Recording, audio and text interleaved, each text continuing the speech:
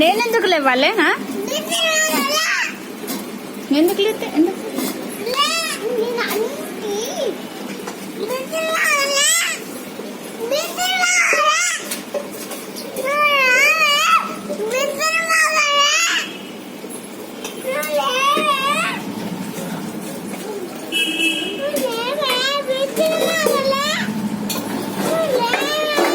నేనెందుకు లేవాలి